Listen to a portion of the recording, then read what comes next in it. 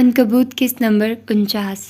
محل نما گھر کے سرسبز لان میں رات کے کھانے کی پروکار تقریب جاری تھی۔ مدھم روشنیوں میں چمکتے فانوس اور پھولوں کی دلکش سجاوٹ ماحول کو مزید سحر انگیز بنا رہی تھی۔ مہمان، جن میں شہر کی معزز شخصیات شامل تھی، خوش گپیوں میں مصروف تھے۔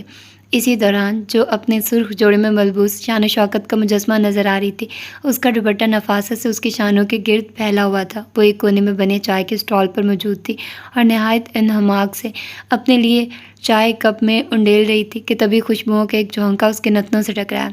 یہ خوشبو وہ کبھی نہیں بھول سکتی تھی۔ وہ رئیس تھا جو فجر کے قریب آ کھڑا ہوا تھا، اپنے لیے دوسرے کپ میں چائے نکالنا شروع کی۔ اس کی نظریں فجر پر جمی تھی۔ ہیلو آرٹ کی دیوی، اس نے فجر کی طرف دیکھتے ہوئے کہا، جس کے چہرے پر کوئی خاص تاثر نہ تھا۔ فجر نے دھیرے سے پلٹ کر رئیس کو دیکھا۔ اس کی آنکھوں میں ایک عجیب سی بے نیازی تھی، جیسے وہ اس کی موجودگی سے قطعی طور پر متاثر نہ ہوئی ہو۔ یاد ہوں بھی یا زمانے کی گرد نے میرے نقوش دھندلا دیے ہیں؟ اس کے لہجے میں ایک مخصوص طنز تھا جس سے وہ فجر کے رد عمل سے لطف اندوز ہو رہا ہو۔ فجر نے ایک لمحے کے لیے اسے دیکھا۔ اس کی آنکھوں میں سرد مہری واضح تھی۔ جب ایک عورت کی ہر دھرمی ایک مرد کی انا سے ٹکراتی ہے تو پھر کوہرام برپا ہوتا ہے، اور فجر کی بے نیازی رئیس اورنگزیب کو یہ کوہرام برپا کرنے کے لیے اکسا رہی تھی۔ جن سے میرے حساب برابر ہو جائیں، میں انہیں یاد رکھنے کی زحمت نہیں کرتی۔ اس نے ایک اور وار میں رئیس کی انا کو پھر سے چور چور کیا۔ رئیس کے ہونٹوں کی ہلکی مسکراہٹ بھی غائب ہوئی۔ وہ جانتا تھا کہ یہ گفتگو کڑوی ہونے والی تھی۔ اچھا، اس نے اچھا کو لمبا کھینچا، لیکن جہاں تک مجھے یاد پڑتا ہے، پلڑا تو اب بھی میرا ہی بھاری ہے۔ حساب برابر ہونے میں ابھی کچھ کسر باقی ہے۔ اس نے چائے کا ایک گھونٹ بھرا اور پہیلی بجھائی۔ فجر نے بھویں سکیڑ کر اسے دیکھا۔ کیا تم بھول گئی کہ اگر میں نے تمہیں اسپانسر نہ کیا ہوتا تو پیرس فیشن شو کے خواب ادھورے رہ جاتے، اور آج تم وہ نہ ہوتی جو تم ہو؟ وہ اب اسے توڑنے کی کوشش کر رہا تھا۔ پتہ نہیں یہ عورت ٹوٹتی کیوں نہیں تھی، جھکتی کیوں نہیں تھی؟ 2.5 سال کم تو نہیں ہوتے؟ کیا اسے کبھی رئیس کا خیال نہیں آیا تھا؟ سوال اسے ڈستے تھے۔ فجر کے چہرے پر ایک تلخ مسکراہٹ ابھری۔ وہ جانتی تھی کہ رئیس اسے ماضی کی یاد دلا کر اسے توڑنا چاہے گا۔ اسپانسرشپ ایک بزنس ڈیل تھی اورنگزیب صاحب، جو آپ نے میرے ساتھ نہیں، لفظ کے ساتھ کی تھی۔ کوئی احسان نہیں، آپ نے ایک ابھرتی ہوئی صلاحیت پر سرمایہ کاری کی اور یقیناً اس کا منافع بھی وصول کیا۔ جہاں تک میرے آج کے مقام کا تعلق ہے، وہ میری محنت، میری لگن اور میرے ٹیلنٹ کا نتیجہ ہے۔ آپ کے چند لاکھ روپے میری کامیابی کی ضمانت نہیں تھے، اس نے بھی طنزیہ لہجے میں کہا۔ وہ وہاں سے نکلنا چاہتی تھی مگر ہاتھ میں چائے کا کپ پکڑے رئیس صاحب اس کے راستے میں حائل تھا۔ چند لاکھ؟ اس نے مصنوعی حیرت سے آنکھیں پھیلائی۔ چہرے پر استضاء تھا۔ تمہیں شاید یاد نہیں کہ اس چند لاکھ کے وقت پر فرہومی نے تمہیں کس دلدل سے نکالا تھا۔ وہ چند لاکھ نہ ہوتے تو تمہارے ڈیزائنز شاید کسی مقامی درزی کی دکان پر ہی دم توڑ دیتے۔ پیرس تو بہت دور کی بات ہے۔ اس کے لہجے میں واضح طور پر تفاخر جھلک رہا تھا۔ دلدل تو آپ جیسے لوگوں کی سوچ میں ہوتی ہے اورنگزیب صاحب۔ میں ایک آرٹسٹ ہوں اور آرٹسٹ اپنا راستہ خود بناتا ہے۔ ہاں، آپ کی اسپانسرشپ ایک سیڑھی ضرور تھی، لیکن منزل تک پہنچنے کے لیے صرف ایک سیڑھی کافی نہیں ہوتی۔ اس کے لیے ہمت، حوصلہ اور خود اعتمادی کی ضرورت ہوتی ہے، جو خوش قسمتی سے مجھ میں کوٹ کوٹ کر بھری ہوئی ہے۔ اس نے کندھے اچکائے۔ خود اعتمادی، یا اسے تکبر کہا جائے تو بہتر ہوگا، اس نے چائے کا اگلا گھونٹ بھرتے طنزیہ انداز میں کہا۔ ویسے سنا ہے آج کل بڑی بڑی باتیں کرنے لگی ہو، بھول گئی وہ دن جب تم کچھ نہیں تھی؟ فجر کا چہرہ ایک لمحے کے لیے سرخ ہوا، لیکن اس نے فوراً خود پر قابو پا لیا۔ وقت ہمیشہ یکساں نہیں رہتا، اور جہاں تک تکبر کی بات ہے تو وہ آپ کی شخصیت کا خاصا معلوم ہوتا ہے۔ بدی کا بادشاہ بننے کا شوق شاید ابھی تک پورا نہیں ہوا۔ اس نے جان بوجھ کر ایسا لقب استعمال کیا جو رئیس کے مخالفین اس کے لیے استعمال کرتے تھے۔ رئیس کے ماتھے پر بل پڑے، لیکن لبوں پر مسکراہٹ بکھر گئی، یعنی وہ اس کی ذات سے اتنی بھی انجان نہیں تھی۔ یہی خیال کتنا اچھا تھا۔ اور تم ملکہ ملعون، اس نے بھی جوابی وار کیا۔ سنا ہے تمہارے ساتھ کام کرنے والے اکثر تمہارے خاص رویوں کا شکار رہتے ہیں۔ حساب کتاب برابر رکھنے کی تمہاری یہ عادت تو پرانی ہے۔ میں اصول پسند ہوں اور میرے اصول بہت واضح ہیں۔ محنت کرو، ایماندار رہو اور کسی کا حق مت مارو۔ جو ان اصولوں پر پورا نہیں اترتا اسے میرے ساتھ چلنے میں دقت ضرور ہوتی ہے۔ اور ہاں، میں اپنا حساب کتاب ہمیشہ صاف رکھتی ہوں، چاہے وہ مالی ہو یا اخلاقی۔ کیا ادائے بے نیازی تھی! اس بار اس نے بھی چائے کا کپ لبوں سے لگایا۔ فجر، معراج اور اخلاقیات، یہ تو کچھ ایسا ہی ہے جیسے شیطان کا پاکیزگی پر لیکچر دینا۔ اس نے خباثت سے کہکا لگایا۔ تمہاری کامیابی کی سیڑھیاں کتنے لوگوں کے ارمانوں کا خون کر کے بنی ہیں، یہ مجھ سے بہتر کون جان سکتا ہے؟ اس کا اشارہ سونیا سلطان کی جانب تھا۔ لوگوں کے ارمانوں کا خون کرنا میرا نہیں، آپ کا وطیرہ ہے۔ میں نے تو صرف اپنے خوابوں کی پیروی کی ہے، اور اگر میرے خوابوں کی تعبیر کسی کو ناگوار گزری ہے تو یہ اس کا مسئلہ ہے، میرا نہیں۔ آپ کو شاید یہ سمجھنے میں دقت ہو رہی ہے کہ میں نے اپنی سلطنت خود بنائی ہے، اور اس سلطنت کی میں بلا شرکت غیر ملکہ ہوں۔ وہ ٹوٹنے کا نام ہی نہیں لے رہی تھی، ہر بات کا جواب اس کے پاس تھا، ہر تیر کو زہر میں بھگو کر واپس مار رہی تھی۔ سلطنت، اس نے حقارت سے کہا، کاغذی سلطنتیں زیادہ دیر قائم نہیں رہتی بی بی، اور تمہاری بنیادیں تو ویسے بھی کھوکھلی ہیں۔ ایک جھٹکا اور سب کچھ زمین بوس۔ یاد رکھنا، جس ہاتھ نے تمہیں بنایا ہے وہی ہاتھ تمہیں مٹا بھی سکتا ہے۔ اس کی آواز میں ایک واضح دھمکی تھی، لیکن اس کی باتیں نہ سمجھ آنے والی تھی۔ وہ کچھ لمحے اسے دیکھتی رہی۔ اس کی شاندار شخصیت کو دل میں نفرت کا طوفان اٹھا، پھر اس نے ایک قدم آگے بڑھایا۔ اس کی آنکھوں میں ایک چیلنج تھا۔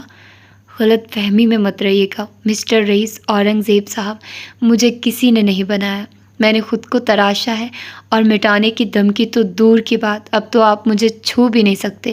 وہ وقت گزر گیا جب آپ کا نام سن کر میں آپ کے ساتھ کام کرنے کی خواہش کرتی تھی، اب تو آپ کا وجود میرے لیے ایک بھولی بسری یاد سے زیادہ کچھ نہیں۔ اور جہاں تک حساب برابر کرنے کی بات ہے تو فکر نہ کریں، بہت جلد وہ بھی ہو جائے گا، سود سمیت۔ فضل نے اپنے چائے کا کپ میز پر رکھا، اس کی آواز میں بلا کا اعتماد تھا۔ اس نے رئیس کو ایک آخری معنی خیز نظروں سے دیکھا اور پھر دھیرے سے وہاں سے نکلتی چلی گئی، اپنے پیچھے ایک تناؤ بھری خاموشی اور رئیس کے چہرے پر پیچیدہ تاثرات چھوڑ گئی۔ وہ کلس کر رہ گیا تھا۔ لان میں موسیقی کی مدھر دھنیں گونج رہی تھی، لیکن ان دونوں کے درمیان ہونے والی سرد جنگ کی تپش ماحول میں ابھی تک محسوس کی جا سکتی تھی۔ حساب کتاب کا یہ کھیل ابھی ختم نہیں ہوا تھا، بلکہ شاید ایک نئے، زیادہ خطرناک مرحلے میں داخل ہو چکا تھا۔ یہ کچھ دیر بعد کا منظر تھا۔ فانوسوں کی دھیمی روشنی شبنمی گھاس اور مہنگے قالینوں پر ایک پراسرار سی چمک بکھیر رہی تھی۔ خوشبوؤں کا رقص فضا میں جاری تھا، جس میں رات رانی کی مہک گلابوں کی مہک سے گلے مل رہی تھی۔ تقریب اب اپنے اختتام کی جانب بڑھ رہی تھی۔ زیادہ تر مہمان جا چکے تھے، صرف چند قریبی اور میزبان موجود تھے۔ فجر، جو کب سے یہاں سے نکلنے کو بےتاب تھی، مگر مسز اور مسٹر حسین کی پرخلوص اصرار پر رکی ہوئی تھی، ایک ضروری فون کال سننے کے لیے نسبتاً ایک پرسکون گوشے کی تلاش میں نکل آئی۔ سرخ لباس میں وہ کسی دہکتے انگارے کی مانند دمک رہی تھی، جبکہ مضبوطی سے بندھے ہوئے بال اس کے چہرے کے نئے نقش کو نمایاں کر کے اس کی شخصیت کو مزید پروقار بنا رہے تھے۔ اس کی گہری ہیزل آنکھیں فون پر بات کرتے ہوئے کبھی سوچ میں ڈوب جاتی اور کبھی چمک اٹھتی۔ جیسے اس نے کال ختم کی اور پلٹنے لگی، اس کے قدم وہیں جم گئے اور اس کی چیخ ابھرتے ابھرتے حلق میں گھٹ گئی۔ عین اس کے پیچھے ایک مجسمے کی صورت صدام کھڑا تھا، اس کے ہاتھ میں گلاب کا ایک خوبصورت پھول تھا۔ صدام نے اسے دیکھ کر ایک روایتی ہیلو کہا، جس میں ایک مسکراتی ہوئی خود اعتمادی تھی۔ فجر کی تیوری چڑھ گئی، اس کی آنکھوں میں ناگواری کے سائے لہرائے۔ وہ فوراً وہاں سے نکل جانا چاہتی تھی، مگر صدام نے اسے مخاطب کیا۔ فجر، مجھے آپ سے ایک بہت ضروری بات کرنی ہے، اس نے کہا، اور پھر اس سے پہلے کہ فجر کچھ کہتی اس نے ہاتھ میں پکڑا گلاب کا پھول اس کے سامنے کیا۔ میں آپ کو پسند کرتا ہوں اور شادی کرنا چاہتا ہوں۔ یہ سنتے ہی فجر نے گہرا لمبا سانس لیا، جیسے کسی وسیلے طوفان کو خود میں سمو رہی ہو۔ اس نے دونوں بازو سینے پر باندھ لیے اور صدام کو اپنی گہری ہیزل آنکھوں سے ایک ایسی نظر سے دیکھا جس میں بیک وقت حیرت، ناگواری اور تمسخر تھا۔ ایک جانب صفدر اور روحی کھڑے یہ سارا منظر ایک تماشے کی طرح دیکھ رہے تھے۔ لان کے دوسرے سرے پر، جہاں روشنی قدرے کم تھی، رئیس مراد کے ساتھ کھڑا تھا۔ اس کی نظر اس ڈرامے پر پڑ چکی تھی اور اب وہ دونوں وہیں کھڑے انہیں دیکھ رہے تھے۔ اس کی آنکھوں جلتا ہوا تاثر تھا۔ اگلے چند لمحے اس کے لیے بہترین تھے۔ میں تب تک کسی کو پرپوزل کو اہمیت نہیں دیتی جب تک پرپوز کرنے والا گھٹنوں پر نہ آئے۔ اس کی آواز سپاٹ تھی، البتہ آنکھوں میں چنگاری ابھری۔ تو یہ وجہ تھی اسے یہاں زبردستی روکنے کی۔ دماغ پوری طرح گھوم گیا۔ فجر کی بات سن کر صدام کے چہرے پر ایک پراسرار سی مسکراہٹ نمودار ہے۔ وہ ہچکچایا نہیں، بلکہ بڑی ادا سے مسکرا کر نیچے بیٹھا اور ایک گھٹنے کو زمین پر ٹکا دیا۔ اس نے دوبارہ فجر کی آنکھوں میں دیکھتے ہوئے کہا، میں جانتا ہوں تمہارے بہت سے چاہنے والے ہوں گے، پھر بھی میں پوچھتا ہوں، کیا تم مجھ سے شادی کرو گی؟ فجر کے لبوں پر ایک استہزائیہ ہنسی پھیل گئی۔ یہ ہنسی دل تک نہیں پہنچتی تھی، صرف لبوں پر نمودار ہو کر فضا میں تحلیل ہو گئی۔ اس کے چہرے پر ایک لمحے کے لیے ایسے تاثرات پھیلے جیسے وہ کوئی ملکہ ملعون ہو جو کسی حقیر رعایا کی التجا سن رہی ہو۔ وہ اپنی جگہ پر کھڑی قدرے جھکی اور ایک زہر خند لہجے میں بولی، میں اچھی ہوں، سستی نہیں کہ 1000 چاہنے والے پالوں۔ پھر وہ سیدھی ہوئی، گردن اکڑائی اور ایک ایسی خود مختاری اور بے نیازی کے ساتھ کہا جس نے صدام کو گویا ساکت کر دیا، I am not a fantasy. If you want me, earn me. یہ الفاظ صدام پر کسی ٹھنڈے پانی کے چھینٹے کی طرح پڑے۔ وہ اپنی جگہ سن رہ گیا، چہرہ فک پڑ گیا۔ فجر ایک لمحہ بھی وہاں نہیں رکی، وہ پلٹی اور مضبوط پر اعتماد قدموں سے چلتی ہوئی وہاں سے نکل گئی۔ اس کا رخ پورچ میں کھڑی اپنی چمکتی گاڑی کی جانب تھا۔ صدام فک چہرہ لیے اٹھا اور صفدر کی جانب دیکھا جو اب کندھے اچکا کر بے فکری سے کہکا لگا رہا تھا۔ اس کی آنکھیں صاف صاف کہہ رہی تھی، میں نے منع کیا تھا نا، اب آ گیا مزہ۔ جبکہ دوسری جانب رئیس نے اپنے ساتھ کھڑے مراد کی جانب جھک کر سرگوشی کی۔ اس کی آنکھوں میں ایک چمک تھی۔ یہ ریڈ فلیگ ہے یا گرین؟ اس کا اشارہ فجر کے سرخ اور سبز لباس کی طرف تھا، جبکہ مطلب مراد سمجھ چکا تھا۔ مراد یہ سن کر گویا اچھل پڑا، اس کی آنکھوں میں خوف اور ناگواری کا ملا جلا تاثر ابھرا۔ اس کی آواز تیز تھی، ریڈ فلیگ گرین فلیگ نہیں، وہ کالا جھنڈا ہے، موت ہے موت، اچھے بھلے انسان کو گھٹنوں پر لاتی ہے اور پھر گھٹنے توڑ دیتی ہے۔ مراد کی بات سن کر رئیس کے لبوں پر ایک پراسرار گہری مسکراہٹ دوڑ گئی۔ اس کی نظریں فجر کے دور ہوتے ہوئے سرخ عکس کا تعاقب کر رہی تھی۔ اس منظر نے اسے محفوظ کیا تھا۔ فجر کی یہی تو عادت اسے پسند تھی اور اسی عادت نے اسے پچھلے 2.5 سالوں سے باندھا ہوا تھا، کیونکہ اس کی زندگی میں کوئی مرد نہیں تھا۔ رئیس کو کم از کم اس حوالے سے کوئی پریشانی نہیں تھی۔ مقام گردیزی ٹیکسٹائل فیکٹری۔ رات کا سیاہ مخملی پردہ لاہور شہر پر چھایا ہوا تھا اور گردیزی ٹیکسٹائل کا وسیع و عریض کمپاؤنڈ اس وقت خاموشی میں ڈوبا تھا۔ فیکٹری کی بلند و بالا دیواریں، جن پر خاردار تاریں کسی خوفناک تاج کی طرح لگی تھی، اور جگہ جگہ نصب چمکدار CCTV کیمرے سیکیورٹی کا احساس دلاتے تھے۔ مرکزی دروازے پر روشنی تھی اور کبھی کبھار اندر سے گشت کرتے سیکیورٹی گارڈز کے بوٹوں کی چاپ سنائی دیتی تھی جو اس جمود کو توڑتی تھی، مگر آج کی رات معمول سے ہٹ کر تھی۔ فیکٹری کی پچھلی دیوار، جو شہر کی گہما گہمی سے دور ایک ویران سنتی پٹی سے ملتی تھی اور نسبتاً کم روشن تھی، آج 2 نامعلوم سائیوں کا ہدف تھی، گہرے رنگ کے لباس میں ملبوس، جن کے چہروں پر نقاب تھے اور ہاتھوں میں دستانے۔ 2 افراد دیوار کے ساتھ ساتھ دبے پاؤں آگے بڑھ رہے تھے۔ ان کے حرکات و سکنات میں ایک ایسی مہارت تھی جو ظاہر کرتی تھی کہ وہ تربیت یافتہ ہیں اور کسی خاص مقصد کے لیے یہاں آئے ہیں۔ ان میں سے ایک، جس کی کمر پر ایک چھوٹا بیگ لٹک رہا تھا اور جس کے انداز میں ایک ٹھہری ہوئی پھرتی تھی، دیوار کے قریب پہنچا۔ اس نے بیگ سے ایک چھوٹا دھاتی آلہ نکالا۔ یہ کوئی عام شے نہیں تھی، یہ کیمرہ بلاکر تھا۔ آلے سے نکلنے والی مدھم روشنی نے اوپر لگے CCTV کیمروں کو نشانہ بنایا۔ کچھ لمحوں کے لیے قریب کے تمام کیمروں کی تیز نگاہیں گویا اندھی ہو گئی۔ ریکارڈنگ رک گئی، فیڈ منجمد ہو گئی۔ سیکیورٹی کنٹرول روم میں شاید یہ معمولی خرابی سمجھی جائے گی، کیا پتہ شاید محسوس ہی نہ ہو۔ کیفیت جانچنے کے بعد دوسرے کارندے نے، جس کا قد کاٹھ قدرے مضبوط تھا، ایک ہلکی مگر مضبوط رسی نکالی جس کے سرے پر ایک گرا پلنگ ہک لگی تھی۔ ایک ماہرانہ وار کے ساتھ اس نے ہک کو دیوار کے اوپر مضبوط کنارے میں پھنسایا۔ ہک نے اپنی جگہ بنائی اور اس نے آہستگی سے رسی کو کھینچ کر اس کی مضبوطی کو پرکھا۔ اطمینان ہونے پر وہ تیزی سے دیوار پر چڑھنا شروع ہوا۔ خاردار تاروں کے قریب پہنچ کر اس نے موٹے کپڑے کا ایک ٹکڑا نکالا جسے احتیاط سے تاروں کے اوپر رکھا اور بغیر زخمی ہوئے پار اتر گیا۔ اوپر پہنچ کر اس نے اپنے ساتھی کی طرف ہاتھ بڑھایا اور چند ہی لمحوں میں دوسرا کارندہ بھی فیکٹری کے اندر موجود تھا۔ اندر قدم رکھتے ان کی حرکات مزید محتاط ہو گئی۔ فیکٹری کے اندرونی حصے میں بھی گارڈز گشت پر تھے، مگر یہ کارندے فیکٹری کے لے آؤٹ اور گارڈز کی گشت کے معمولات سے واقف تھے۔ وہ سائے کی طرح اندھیرے کونوں، مشینوں کے ڈھیروں کے پیچھے اور کیمروں کے بلائنڈ اسپاٹ سے ہوتے ہوئے ان راستوں سے گزرتے رہے جہاں گارڈز کی آمد و رفت کم تھی۔ ان کے قدموں میں کوئی آواز نہیں تھی، ان کی سانسیں بھی گویا تھم سی گئی تھی۔ ان کا ہدف واضح تھا، فیکٹری کے گودام جہاں روئی کے نرم آتش گیر ڈھیر، رنگ برنگے دھاگوں کے بنڈل اور تیار شدہ کپڑے کے تھان آسمان سے باتیں کر رہے تھے۔ یہ جگہ آگ پکڑنے کے لیے سب سے زیادہ حساس تھی۔ گوداموں تک پہنچ کر انہوں نے اپنے ساتھ لائے ہوئے کنستروں سے ایک خاص تیز بو والا مایع خاموشی سے نکالنا شروع کیا۔ یہ آتش گیر مادہ تھا جو ہوا میں تیزی سے تحلیل ہو کر اپنی بو پھیلا رہا تھا۔ انہوں نے اس مایع کو روئی کے ڈھیروں کی گہرائی میں، دھاگوں کے بنڈلوں کے بیچ اور کپڑوں کے تھانوں پر چھڑکا۔ ان کا مقصد صرف آگ لگانا نہیں تھا بلکہ اسے تیزی سے پھیلانا تھا۔ انہوں نے اس بات کا یقین کیا کہ مایع ایسی جگہوں پر ڈالا جائے جہاں سے شعلے بلند ہونے میں دیر نہ لگے۔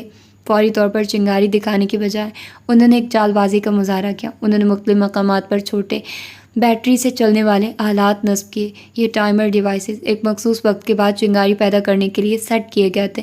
مقصد واضح تھا، انہیں جائے وقوع سے دور جانے کا مکمل موقع ملنا چاہیے۔ انہوں نے ایک یا دو نہیں بلکہ متعدد گوداموں اور پروڈکشن ایریا کے حساس حصوں میں یہ آلات نصب کیے تاکہ آگ ایک جگہ سے نہیں کئی جگہوں سے بیک وقت بھڑکے اور اس پر قابو پانا ناممکن ہو جائے۔ اپنا کام مکمل کرنے کے بعد ان کے قدم تیزی سے مڑے، اسی راستے سے، اسی خاموشی اور پھرتی سے جس طرح وہ اندر آئے تھے۔ وہ واپس نکل گئے۔ دیوار پھلانگ کر وہ باہر کی تاریکی میں ایسے غائب ہوئے جیسے کبھی موجود ہی نہیں تھے۔ گردیزی ٹیکسٹائل کا وسیع کمپاؤنڈ ایک بار پھر بظاہر خاموشی اور سکون میں ڈوبا ہوا تھا، مگر یہ سکون عارضی تھا۔ ان کے جانے کے کچھ دیر بعد فیکٹری کے اندر جہاں سناٹا پہلے سے گہرا ہو گیا تھا، پہلے ایک مدھم سی چنگاری اٹھی، پھر ایک چھوٹا سا شعلہ بھڑکا، پھر دوسری جگہ، تیسری جگہ ٹائمر ڈیوائسز اپنا کام کر رہی تھی۔ روئی اور کپڑے جیسے آتش گیر مواد کی بدولت آگ نے لمحوں میں شدت پکڑی۔ چھوٹے چھوٹے شعلے دیو ہیکل انگاروں میں بدلنے لگے۔ دھوئیں کے کالے گھومتے ہوئے بادل فیکٹری کی چھتوں سے اٹھ کر رات کے آسمان پر پھیلنے لگے۔ کچھ دیر بعد جب آگ کی تپش اور دھوئیں کے گہرے بادل سیکیورٹی گارڈز اور اسموک ڈیٹیکٹر تک پہنچے تو فیکٹری کے سائرن گونج اٹھے۔ ان کی خوفناک چیخ نے رات کے سکون کو پارا پارا کر دیا۔ کمپاؤنڈ میں افراتفری پھیل گئی۔ گارڈز بھاگ دوڑ کرنے لگے۔ نیند سے بیدار ہونے والے مزدور اور انتظامی عملہ بھی فیکٹری کی طرف لپکے۔ انہوں نے آگ بجھانے والے آلات استعمال کرنے کی ناکام کوشش کی، مگر آگ کا پھیلاؤ ان کے بس سے باہر تھا۔ ہر گزرتے لمحے کے ساتھ شعلے بلند ہو رہے تھے اور دھوئیں کے بادل گھنے ہوتے جا رہے تھے۔ فائر بریگیڈ کو اطلاع دی گئی، مگر جب تک وہ پہنچتی، گردیزی ٹیکسٹائل کا ایک بڑا حصہ جہنم کا منظر پیش کر رہا تھا۔ عمارت کی کھڑکیوں سے آگ کے شعلے باہر نکل رہے تھے اور اندر سے آنے والی کرکری آوازیں تباہی کا اعلان کر رہی تھی۔ اسی وقت شہر کے دوسرے کنارے پر رئیس مینشن کے وسیع کمرے میں رئیس اورنگزیب ایک کرسی پر بیٹھا تھا۔ اس کی جیکٹ اتر چکی تھی، شرٹ کے اوپر کئی بٹن کھلے ہوئے تھے، بال بکھرے جبکہ انگلیوں میں دبا سگار دھواں ہو رہا تھا۔ اس کے گرد خاموشی تھی، مگر ذہن میں ابھرنے والی چیخیں آج بھی واضح تھی۔ یہ سالوں پہلے کی تھی جو آج تک نہیں گئی تھی، مگر اس کے کان اپنے فون کی گھنٹی کے منتظر۔ اس کا چہرہ پرسکون تھا مگر آنکھوں میں غیر معمولی چمک تھی۔ بالآخر فون کی گھنٹی بجی۔ اس نے ایک لمحے کو توقف کیا، پھر کال ریسیو کی۔ دوسری طرف اس کے کارندے کی آواز تھی، سرسراتی ہوئی مگر فتح کے احساس سے پر جشن کا آغاز ہو چکا ہے۔ اس کے چہرے پر ایک پراسرار شفاف مسکراہٹ پھیل گئی۔ اس نے فون بند کیا اور ایک سگار کا کش لینے کے بعد اسے ایش ٹرے میں رکھتے ہوئے وہ اٹھ کر دیوار گیر کھڑکی میں آ کھڑا ہوا۔ ایک نظر جگمگاتے شہر کو دیکھا اور پھر آسمان کی جانب رخ کیا۔ مال کا بدلہ مال، آگ کا بدلہ آگ۔ اس کے دشمن کی معاشی کمر توڑنے کا پہلا مرحلہ کامیابی سے ہمکنار ہوا تھا۔ آگ کے شعلے جو اس وقت گردیزی ٹیکسٹائل کو نکل رہے تھے، اسے اپنی فتح کے جشن کی پہلی لہر محسوس ہو رہے تھے، جبکہ دوسری جانب فون کرنے والے کارندے نے اپنے چہرے سے ماسک اتار دیا اور رخ موڑ کر فیکٹری کو دیکھا۔ گردیزی ٹیکسٹائل کے شعلوں میں اس کے چہرے پر ایک واضح ہوا، کچھ واضح ہوا، ایک نشان۔ ہاں، بائیں گال پر موجود وہ ٹانکوں کا نشان واضح تھا۔ وقت اگلا دن صبح، مقام منار فیشن کمپنی، ویٹنگ ایریا اور بلائی ہال۔ فجر اپنے آفس سے باہر نکلی۔ آج کا دن خاصا مصروف تھا۔ گردیزی ٹیکسٹائل میں آتش زدگی کی خبریں ہر طرف تھی اور ان کے اپنے پروجیکٹس، خاص طور پر نئے ٹینڈر کا کام توجہ کا مرکز تھا۔ وہ کسی ضروری کام کے سلسلے میں آفس سے نکل کر ویٹنگ ایریا کی جانب بڑھی، جو وسیع و عریض اور نہایت نفاست سے سجا ہوا تھا۔ جدید آرٹ پینٹنگز دیواروں کی زینت تھی اور مختلف مجسمے کونوں میں رکھے تھے۔ اسی نفیس ماحول میں اس کی نظر ایک غیر متوقع مہمان پر پڑی۔ وہ ٹھٹک گئی۔ ایک دبلی پتلی سی لڑکی، سیاہ گردن تک آتے بالوں والی، گہری چمکتی ہوئی آنکھوں والی، جیسے کسی نے ان میں ستارے بھر دیے ہوں۔ وہ ایک سلیو لیس فراک پہنے تھی اور اس کے پاؤں شوز میں قید تھے۔ وہ پیچھے دونوں ہاتھ باندھے نہایت توجہ سے ایک ڈیزائنر کی باتیں سن رہی تھی جو اسے وہاں موجود آرٹ پیسز کے بارے میں بتا رہا تھا۔ چہرہ مانوس لگا۔ فضل نے غور کیا تو چونک گئی۔ یہ روحی تھی، صفدر کی چھوٹی بہن، وہی روحی جس کی کل رات 15ویں سالگرہ منائی گئی تھی۔ فضل نے ریسیپشن پر موجود لڑکی سے پوچھا، یہ بچی؟ ریسیپشنسٹ نے فوراً جواب دیا، وہ صفدر صاحب کے ساتھ آئی ہیں میم، ان کی چھوٹی بہن ہے۔ فضل نے گہرا سانس لیا۔ صفدر آج ٹینڈر پر کام شروع ہونا تھا۔ وہ صفدر کے آفس کی جانب بڑھی مگر اس کا آفس خالی تھا۔ کام کرتے ہوئے ڈیزائنرز کے درمیان سے گزر کر فجر اوپری ہال میں آ کر کھڑی ہو گئی۔ وہ ان کال نکال کر صفدر کو کال ملانے لگی۔ اسی لمحے اسے احساس ہوا کہ اس کی جانب کوئی بڑھ رہا ہے۔ مڑ کر دیکھا تو روحی تھی۔ وہ کسی ننھی پری کی طرح خاموشی سے اس کے پیچھے چلی آئی تھی۔ روحی نے کوئی سوال نہیں کیا، کوئی تمہید نہیں باندھی، بس صاف گوئی سے کام لیا۔ عقب سے روحی کی آواز ابھری جس میں بچوں کی سی مٹھاس نہیں بلکہ ایک چھوٹی عمر میں غیر معمولی پختگی تھی، صفدر بھیا ضروری کام سے گئے ہیں؟ فجر نے فون کان سے ہٹا لیا۔ روحی نے اس کے چہرے کے تاثرات پڑھے بغیر بات جاری رکھی، مجھے منار دیکھنا تھا اس لیے میں آ گئی۔ وہ ہال میں رکھے ایک صوفے پر بیٹھ گئی، نہایت اطمینان سے ٹانگ پر ٹانگ جمائے اور گردن ہلکی سی اکڑائے جیسے دنیا کی سب سے اہم شخصیت ہو۔ فجر نے اسے دیکھا۔ اس کے انداز، بیٹھنے کے ڈھنگ میں ایک عجیب سی خود اعتمادی تھی جو اس کی عمر سے میل نہیں کھاتی تھی، یا شاید کھاتی تھی۔ فجر کو اس میں جانی پہچانی جھلک نظر آئی۔ اس نے سر ہلا کر وہاں سے نکلنے کا ارادہ کیا۔ یہ بچی صفدر کی ذمہ داری تھی، وہ یہاں رک کر کیا کرتے؟ مگر اس کے عقب میں پھر روحی کی آواز گونجی، اس بار زیادہ براہ راست، ایک سوال کی صورت میں 15 سال کی ہوں، آپ کو کیوں لگا میں ڈال سے کھیلوں گی؟ فجر ٹھٹک کر رک گئی۔ ہاں، کل رات اس کی سالگرہ کے تحفے میں ایک گڑیا بھی تھی۔ اس کے نزدیک تو روحی ایک بچی ہی تو تھی۔ روحی نے اس کی حیرت کو نظر انداز کرتے ہوئے اگلا جملہ کہا۔ وہ اسی طرح صوفے پر بیٹھی تھی، گردن اکڑائے۔ آپ میرے لیے مکڑیاں لے آتی تو مجھے اچھا لگتا۔ اس بات پر فجر کو واقعی پلٹنا پڑا۔ اس نے حیرت سے روحی کو دیکھا جو اسے ہی دیکھ رہی تھی۔ اس کی سیاہ آنکھوں میں ایک عجیب سا اسپارک تھا۔ اس کے کندھے سے ایک چھوٹا سا نفیس بیگ لٹک رہا تھا۔ روحی نے گویا فجر کے دل میں جھانک لیا تھا۔ مجھے پتہ ہے آپ کو مکڑیاں پسند ہیں اور مجھے بھی پسند ہے۔ فجر کو فوراً ہوش آیا۔ یہ کیسی باتیں کر رہی تھی بچی؟ مکڑیاں؟ یہ بچوں کی باتیں نہیں ہیں، فجر نے تھوڑے سخت لہجے میں کہا۔ مکڑیاں زہریلی ہوتی ہیں، انہیں پسند نہیں کرتے، یہ خطرناک ہے۔ ویل، میں 15 سال کی ہوں، بچی ہوں بھی نہیں۔ اس نے اطمینان سے اپنے بیگ کی زپ کھولی اور اندر سے ایک چیز نکالی۔ یہ ایک چھوٹا سا گلاس کا چوکور جار تھا اور جار کے اندر ایک زندہ مکڑی۔ فجر پہلی بار واقعی چونکی۔ اس کا منہ حیرت سے کھلا رہ گیا۔ اسے اندازہ نہیں تھا کہ یہ معصوم سی دکھائی دینے والی بچی اپنے ساتھ ایسی چیز لیے گھومتی ہوگی۔ یہ بچوں کا کھیل نہیں ہے، پھینکو اسے، یہ کاٹ لے گی۔ وہ نامحسوس انداز میں اس کی جانب بڑھی۔ روحی نے کوئی رد عمل نہیں دیا۔ اس نے ہاتھ واپس کھینچ لیا۔ وہ مکڑی والے جار کو واپس احتیاط سے بیگ میں ڈال رہی تھی جیسے یہ کوئی معمولی کھلونا ہو۔ فجر ٹھٹک کر وہیں رک گئی۔ اس بچی کی بے خوفی اور عجیب پسند اسے شش و پنج میں ڈال رہی تھی۔ بے شک وہ مکڑی زہریلی نہیں ہوگی، مگر لڑکیاں تو ڈرتی ہیں، پھر وہ کیوں نہیں ڈر رہی تھی؟ روحی نے بیگ بند کیا اور ایک بار پھر فجر کی آنکھوں میں دیکھا۔ اس کی آواز میں ایک تجسس تھا، گویا وہ اپنا علم بانٹنے کو بےتاب ہو۔ مکڑیاں اتنی بری نہیں ہوتی، انہیں سمجھنا چاہیے۔ اس کی پٹر پٹر چلتی زبان نے فجر کو واقعی لاجواب کر دیا۔ اسے سمجھ نہیں آ رہا تھا کہ اس غیر متوقع صورتحال پر کیا رد عمل دے۔ میں آپ کو ان کی کہانیاں سناؤں؟ روحی نے پیشکش کی۔ فجر نے سر جھٹکا جیسے خود کو اس عجیب مکالمے سے باہر نکال رہی ہو۔ اس کے پاس کہنے کو کچھ نہیں تھا۔ اس نے روحی کی آنکھوں میں ایک آخری نظر ڈالی جو اب بھی چمک رہی تھی۔ وہ مڑی اور تیزی سے وہاں سے نکلتی چلی گئی، جبکہ روحی وہیں صوفے پر بیٹھی اسے جاتا دیکھتی رہی اور پھر کچھ لمحے بعد مسکراتے ہوئے اپنے بیگ کو کندھے سے لٹکائے خاموشی سے اس کے پیچھے لپکی، جیسے اسے معلوم تھا کہ فجر اب کہیں نہیں جا سکتی۔ وہ فجر اور اس کے ڈیزائنز کی بہت بڑی فین تھی۔ صفدر نے اسے کبھی بتایا نہیں تھا، مگر وہ فجر روحی کے لیے آئیڈیل جیسی تھی۔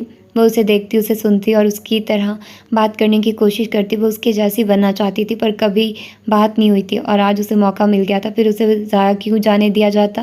وہ بھاگتے ہوئے فجر کی رفتار کا مقابلہ کرنے کی کوشش کر رہی تھی۔ وہاں کام کرنے والے ملازم آ جا رہے تھے، کچھ فجر کو دیکھ کر اسے سلام کر رہے تھے۔ فجر اب سیڑھیاں اتر رہی تھی، جبکہ اس کے پیچھے پیچھے روحی تھی جس کی زبان کینچی کی طرح چل رہی تھی۔ ایک دفعہ کا ذکر ہے کہ ایک چھوٹی سی مکڑی تھی جو بہت محنتی اور ذہین تھی۔ وہ ہمیشہ اپنے جال بناتی اور شکار کرتی تھی، مگر ایک دن اس نے سوچا کہ کیوں نہ کچھ نیا کیا جائے۔ مکڑی نے ایک خوبصورت جال بنایا جو بہت بڑا اور مضبوط تھا۔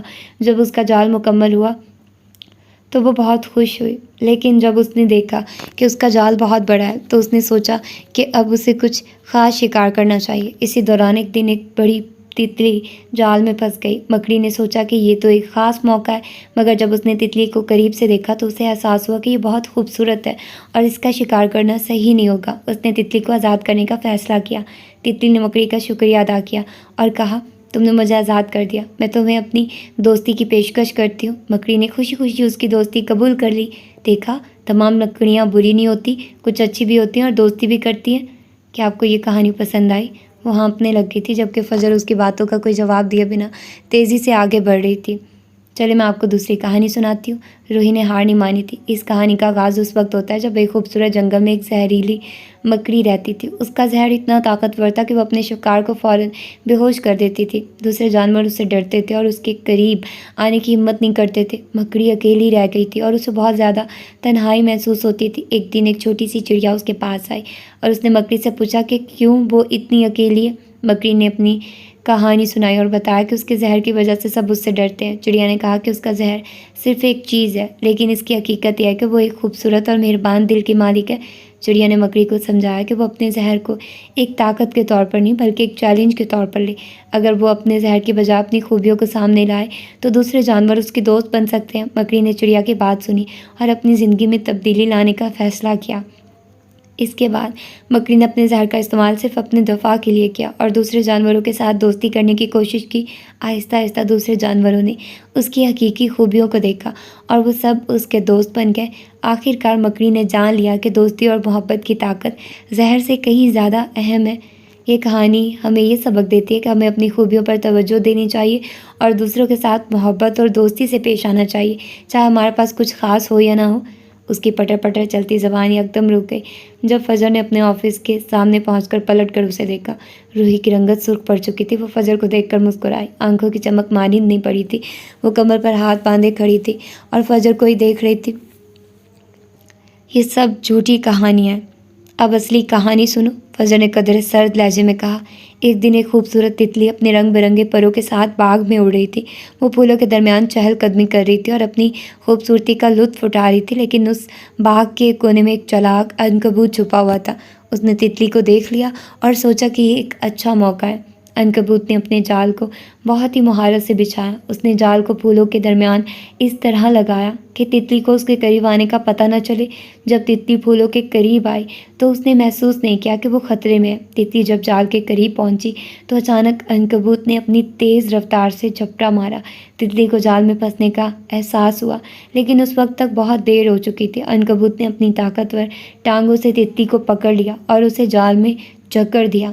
تتلی نے اپنی جان بچانے کی کوشش کی، لیکن عنکبوت کی چالاکی اور جال کی مضبوطی نے اسے روک دیا۔ آخر کار عنکبوت نے تتلی کو اپنے شکار کے طور پر استعمال کیا اور اپنے پیٹ کی بھوک مٹائی۔ اس نے رک کر روحی کے تاثرات کو دیکھا، جو آنکھیں پھاڑے اسے سن رہی تھی۔ یہ کہانی ہمیں یہ سکھاتی ہے کہ کبھی کبھار خوبصورتی کے پیچھے خطرہ چھپا ہوتا ہے اور ہمیں ہمیشہ محتاط رہنا چاہیے۔ اس لیے اب جاؤ یہاں سے۔ اگلے ہی پل اس نے آفس میں داخل ہوتے دروازہ بند کر لیا۔ روحی وہیں کھڑی رہ گئی، اس کے ہونٹوں پر شریر سی مسکراہٹ تھی۔ چلو کسی بہانے سے ہی بات چیت تو ہوئی۔ وہ یوں ہی پیچھے ہاتھ باندھے وہاں سے پلٹ گئی۔ رات کافی ہو چکی تھی۔ منار کی کئی منزلہ عمارت گہری تاریکی میں ڈوبی تھی، سوائے ایک کمرے کے یہ اسٹوڈیو تھا۔ اندر سے آتی روشنی رات کے پچھلے پہر میں کسی جزیرے جیسی لگ رہی تھی۔ باہر سڑک پر اکا دکا گاڑیوں کے گزرنے کی آواز آتی تھی اور مرکزی دروازے پر موجود گارڈ کی کھانسی۔ باقی ہر طرف سناٹا تھا۔ اندر فجر کام میں منہمک تھی۔ اس نے بالوں کو سرسری طور پر کھلا چھوڑ رکھا تھا، ایک سادہ سا کریم رنگ سوٹ پہنے جس کا ٹراؤزر کسی بیگی پینٹ جیسا تھا، اور گھٹنوں سے اوپر آتی کھلی شرٹ پہنے، کھلے بازو میں چشمہ سجائے وہ مصروف سی پیاری لگ رہی تھی۔ پاؤں میں آرام دہ لوفرز تھے اور اسکارف اس نے اتار کر ایک جانب رکھا ہوا تھا۔ وہ پتلون پر سجے کاسٹیومز کو دیکھ رہی تھی، ہاتھ میں پکڑے نوٹ پیڈ پر کچھ نوٹ کرتی جا رہی تھی۔ کاسٹیوم تقریباً تیار تھے، جلد ان کا فوٹو شوٹ تھا اور وہ معمولی تبدیلیاں چاہتی تھی، اس لیے نوٹ کر رہی تھی۔ اس کا ارادہ تھا کہ یہ کام ختم کر کے ہی نکلے گی، چاہے کتنی ہی دیر ہو جائے، اس لیے پوری توجہ کام پر تھی۔ تبھی اچانک اسے باہر آواز سنائی دی، کسی چیز کے گرنے کی، ایک غیر معمولی آواز۔ اس کا دل دھک سے رہ گیا۔ رات کے اس پہرے خالی عمارت میں ایسی آواز فجر زخموں اور خطروں کو دور سے سونگھ لیتی تھی۔ اس پل اسے عجیب سا احساس ہوا، جیسے کچھ غلط ہے، بہت غلط۔ اس کے جسم میں سنسنی دوڑ گئی۔ وہ کچھ پل سانس روکے ہاتھ میں پکڑا پین تھامے دروازے کی جانب دیکھتی رہی۔ اسٹوڈیو کا دروازہ آدھا کھلا تھا، باہر گہرا سایہ تھا، اور تبھی آواز دوبارہ آئی، اس بار قدرے واضح، جیسے کوئی بھاری شے پھینکی گئی ہو۔ اس کا دل بری طرح دھڑک اٹھا۔ اس خاموشی میں یہ آوازیں الارم بجا رہی تھی۔ کیا گارڈ اندر آ گیا؟ مگر وہ آواز تو کسی چیز کے گرنے کی تھی، قدموں کی نہیں۔ فضل نے نوٹ بک وہیں پتلون کے پیچھے قریب رکھی، آہستہ سے، نہایت آہستہ سے اسٹوڈیو کا دروازہ مزید کھول کر باہر قدم رکھا۔ یہ نچلی منزل تھی، وسیع ہال خالی تھا۔ اسٹوڈیو کی روشنی کی وجہ سے اندرونی حصہ اور بھی زیادہ تاریک لگ رہا تھا۔ ہلکا اندھیرا تھا، جس میں صوفوں، میزوں اور آرٹ پیسز کے مبہم سائے کسی عجیب و غریب مخلوق جیسے دکھائی دے رہے تھے۔ اس کا دل دھک دھک کر رہا تھا۔ ہر طرف گہری خاموشی تھی، ایسی خاموشی جو چیخ رہی تھی۔ اس کے قدموں کی چاپ بھی اسے بہت بلند سنائی دے رہی تھی۔ وہ مزید آگے بڑھی، قدم نہایت محتاط تھے۔ کون ہے؟ اس نے دھیمی کانپتی ہوئی آواز میں پوچھا، جو ہال کی وسعت میں گم ہو کر رہ گئی۔ کوئی جواب نہیں آیا۔ گارڈ انکل، کوئی ہے؟ اس نے تھوڑی اونچی آواز میں پکارا۔ پھر وہی خوفناک خاموشی، صرف اس کے اپنے دل کی دھڑکن جو اسے اپنے کانوں میں سنائی دے رہی تھی۔ کیا گارڈ اپنی جگہ پر نہیں ہے؟ کیا کچھ ہو گیا ہے؟ وہ چلتے ہوئے ایک راہداری تک پہنچی جو بڑی کھڑکیوں کی جانب جاتی تھی۔ راہداری کے قریب ایک میز رکھا تھا اور اس پر ایک چھوٹا سا مجسمہ رکھا تھا جو برونز اور ریزن کا بنا ہوا تھا۔ اس کی نظریں ہر طرف گھوم رہی تھی، اندھیرے میں کسی بھی حرکت کو بھانپنے کی کوشش کر رہی تھی۔ ساتھ والی کھلی کھڑکی سے ٹھنڈی ہوا کا ایک جھونکا اندر داخل ہوا۔ ہوا سے اس کے بال چہرے پر اڑے۔ چاند کی روشنی کھڑکی سے چھن کر اندر آ رہی تھی، اور اس پل اس کا وجود اس مدھم پراسرار روشنی میں نہایا ہوا تھا۔ ایک لمحے کو اسے سکون کا احساس ہوا، مگر یہ سکون پل بھر کا تھا۔ اس سے پہلے کہ وہ کوئی اور حرکت کرتی، کچھ سوچتی، کوئی آواز نکالتی، اچانک اس کی گردن پر ایک ٹھنڈی سخت چیز کا لمس محسوس ہوا، پستول کی ٹھنڈی نوک، اور ساتھ ہی اس کے کان کے قریب ایک سرگوشی گونجی، پراسرار اور خطرناک۔ ہلنا مت ورنہ ماری جاؤ گی۔ فجر کا سانس حلق میں اٹک گیا، جسم سن ہو گیا، وہ جم کر رہ گئی۔ صرف اس کے دل کی دھڑکن تھی جو اب طوفانی رفتار سے اس کے سینے میں ہتھوڑے مار رہی تھی۔ وہ اکیلی تھی اس تاریک خاموش عمارت میں، ایک نامعلوم خطرے کی زد پر۔ فجر کا سانس حلق میں اٹکا ہوا تھا، اس کی پشت پر پستول کی ٹھنڈی سخت نوک محسوس ہو رہی تھی۔ دماغ میں خطرے کی گھنٹی بج اٹھی تھی، مگر جسم منجمد ہو گیا تھا۔ وہ پتھر کی مورتی کی طرح ساکت کھڑی رہی، آنکھیں اندھیرے میں مبہم سائے تلاش کر رہی تھی۔ اس کے کان کے قریب وہی پراسرار دبی دبی مگر زہر آلود آواز گونجی۔ اس بار آواز میں ایک تلخ تمسخر تھا۔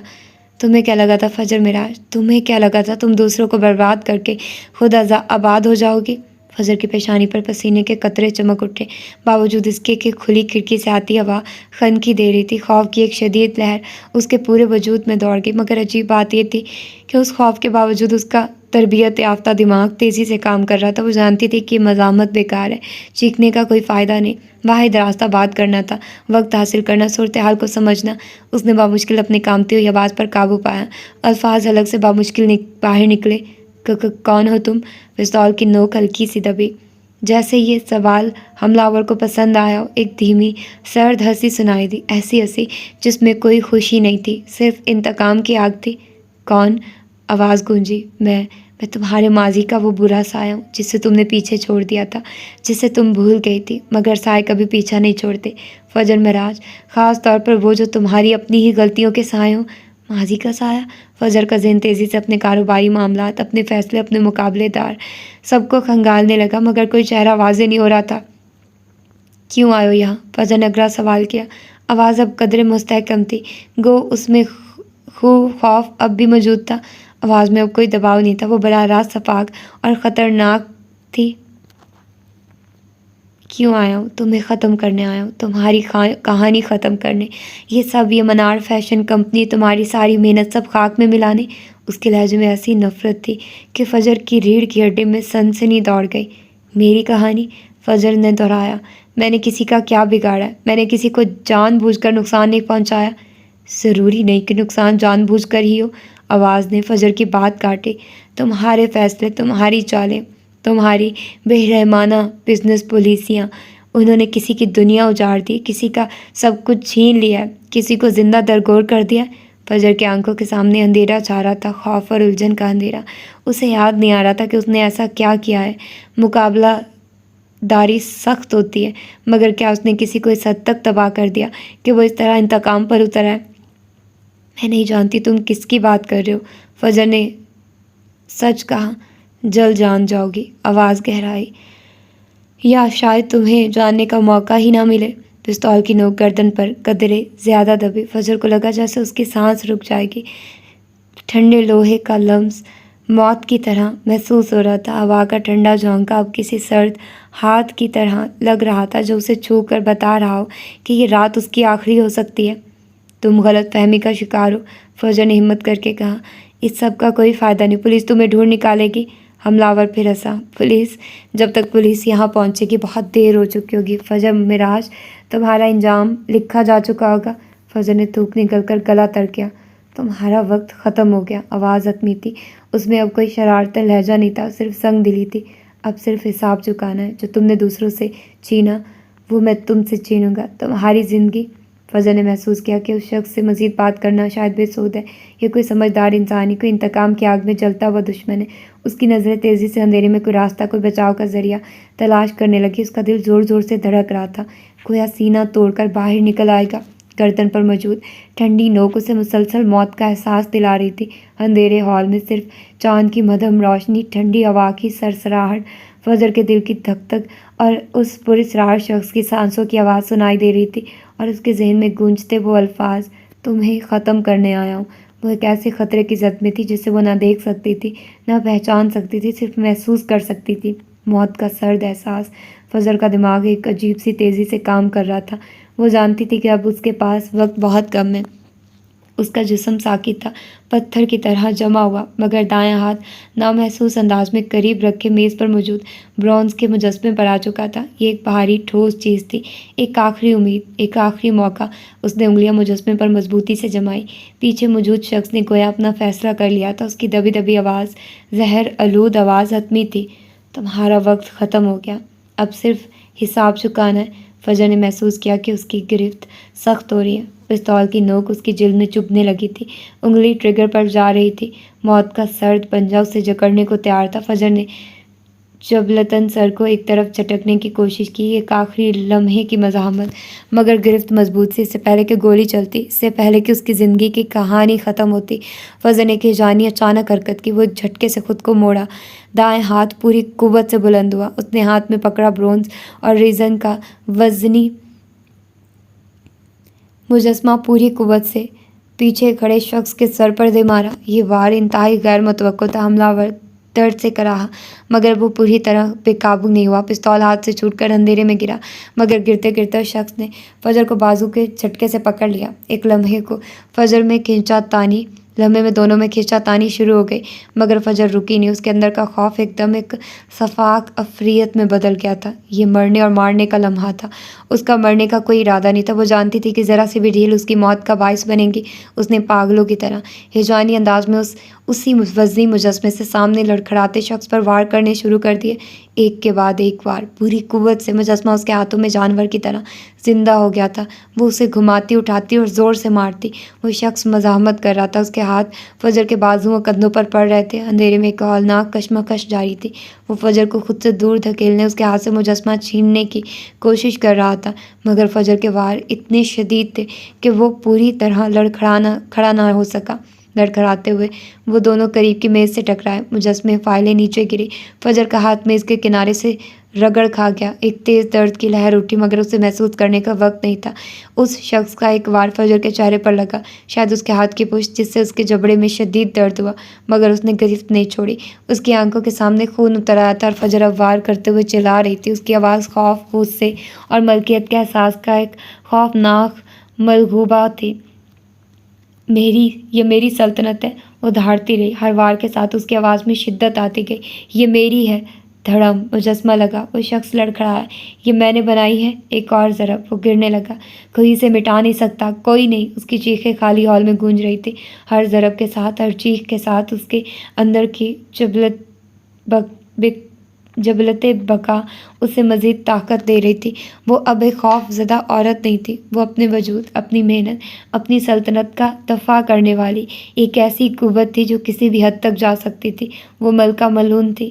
وہ تب تک وار کرتی رہی تب تک مارتی رہی جب تک مجسمے کی متواتر ضربوں سے اس شخص کا جسم ڈھیلا پڑ کر ساکت بے جان نہیں ہو گیا، جب تک اس کے سر سے خون کا فوارہ ابل نہیں پڑا اور اس کا فرش پر پڑا وجود پہچاننے کے قابل نہیں رہا۔ مجسمہ اس کے ہاتھوں میں خون سے لت پت تھا۔ آخری وار کرنے کے بعد فجر ہانپتی ہوئی، لرزتی ہوئی اس کے بے جان وجود پر کھڑی رہی۔ اس کے ہاتھ میں خون آلود مجسمہ تھا، اس کے چہرے، اس کے کپڑوں پر خون کے چھینٹے تھے، بازو پر خراشیں تھیں، جبڑے میں درد اور جسم پر کئی اور بھی ضربات کے نشان، مگر وہ زندہ تھی، وہ زندہ بچ گئی تھی۔ اس نے ایک جان لے لی تھی، اپنی جان بچانے کے لیے، اپنی سلطنت کو بچانے کے لیے۔ اس کے دل میں وحشت اور فتح کا ایک خوفناک امتزاج تھا۔ اندھیرے ہال میں صرف اس کی تیز سانسوں کی آواز، اس کے دل کی دھڑکن اور موت کی خاموشی تھی۔ اس نے خود کو بچا لیا تھا، مگر اس کی قیمت بہت خوفناک تھی۔ نام تھا فجر معراج، کمزوری تھی پہچان۔ تم اس سے پہچان چھین کر دیکھو، وہ تمہیں چیر پھاڑ کر کھا جائے گی۔ تو یہ تھی آج کی ایپیسوڈ، اور سب سے پہلے بات کریں گے ہم اس وقت کی جب یہ دونوں بات کرتے ہیں ایک دوسرے کے ساتھ۔ رئیس کی سمجھ نہیں آ رہی، رئیس چاہتا کیا ہے، مطلب فجر کو لے کر اس کے کیا فیلنگز ہیں، وہ کیا چاہ رہا ہے۔ ہمیں مکسڈ فیلنگ نظر آتی ہیں کہ وہ ایک طرح سے اس کو بچانا بھی چاہ رہا ہے، ایک طرح سے اس کو مارنا بھی چاہ رہا ہے۔ یہ واضح نہیں ہو رہا کہ وہ اس کو لائک کرتا ہے، پسند کرتا ہے، نہیں، وہ ایک طرح سے اس کا قدردان ہے، وہ ایک طرح سے اس کو مانتا ہے کہ ہاں وہ ہے ایک جگہ پر، اس کا ایک سمبل ہے۔ لیکن دوسری طرف اگر ہم لوگ دیکھیں تو وہ اس کو پسند بھی نہیں کرتا، وہ اس کو ایسی پنچ لائنز مارتا ہے، اور وہ ایک دوسرے، ان کی بڑی اچھی مزے کی نوک جھوک ہوتی ہے کہ وہ ایک دوسرے کے ساتھ بڑی بری طرح پیش آتے ہیں، مطلب لڑتے ہی رہتے ہیں ہر وقت۔ اس کے بعد پھر صدام کے ساتھ ایز ایکسپیکٹڈ جو صفدر نے بتایا تھا اس کے ساتھ ویسا ہی برا ہوا جیسا وہ ڈیزرو کرتا تھا۔ اس کو منع بھی کیا تھا اس نے بیچارے نے کہا تھا کہ وہ ڈائن ہے اور وہ ویسا ہی کرے گا، اور اس نے ویسا کیا۔ اور پھر جو مراد کا اس پر تھا ریاکشن، وہ بھی کیوٹ تھا کہ وہ موت ہے موت، وہ گھٹنے پر لا کر گھٹنے توڑ دیتی ہے۔ تو خیر وہ مزے کا سین تھا۔ اس کے بعد پھر وہ سارا سین اس کا ہوا کیا، اس کے میرے خیال رئیس کیا ہوا کہ وہ گردیزی ٹیکسٹائل کا وہ وہاں پر سارا کچھ جلا دیتے ہیں، اور میرا خیال ہے وہ ولی سارا کام کرتا ہے۔ مجھے تو یہ لگ رہا ہے کہ ولی اس کے ساتھ ہے اور اس نے یہ سارا کام، اب وہ اس کی طرف کیسے گیا، یہ چیزیں اب دیکھتے ہیں کہ کیا بنتا ہے اس طرف کا سین۔ اور دوسری طرف یہ جو سب سے اینڈ پر ہیبت ناک چیز ہوئی ہے، یہ جو اس کا قتل وغیرہ کا سین ہوا ہے، وہ جو مطلب اس کو مارنے کے لیے آئے ہیں لوگ، تو میرا خیال ہے یہ بھیجا تو اسی نے، سونیا صاحبہ نے ہی ہوگا۔ اور لیکن وہ جس طرح سے بول رہا تھا، ایسے لگ رہا تھا کہ اس کی خود کی دشمنی ہے۔ مطلب اتنا بندہ اگر کوئی ہائر بھی کرتا ہے تو ایسے کوئی بھی نہیں قاتل، مطلب کسی کو اگر سپاری دی جائے تو وہ اس کا مقصد صرف یہی ہوتا ہے کہ اس کو قتل کر دیں۔ اتنے اضافی جملے کون کہہ کر بھیجتا ہے کہ تم نے یہ کہہ کر بولنا ہے تو یہ تھوڑا سا فنی لگا، ایک وقت میں فنی بھی اور تھوڑا عجیب بھی۔ تو خیر دیکھتے ہیں کہ آگے کیا ہوتا ہے، تو اپنا ڈھیر سارا خیال رکھیے گا۔ ملتے ہیں اس کی اگلی ایپیسوڈ میں۔ اور یہ 49 یہ بھی میں نے دوبارہ ریکارڈ کیا ہے، مجھے خود پر بہت غصہ آ رہا ہے گائز، لیکن خیر ابھی میں بہت آگے پہنچ گئی ہوں، میں 56 ایپیسوڈ یا 57 ایپیسوڈ تک پہنچ گئی ہوں۔ تو آف کورس مجھے تو آگے پتہ ہے، بہت کچھ پتہ ہے، تو لیکن پھر بھی میں نے جتنا ابھی اس ایپیسوڈ تک میں نے پڑھا، میں نے اسی کے اکارڈنگ ریویو دیا آپ لوگوں کو۔ تو پھر ملتے ہیں اس کی اگلی ایپیسوڈ میں، اپنا ڈھیر سارا خیال رکھیے گا۔ اللہ حافظ۔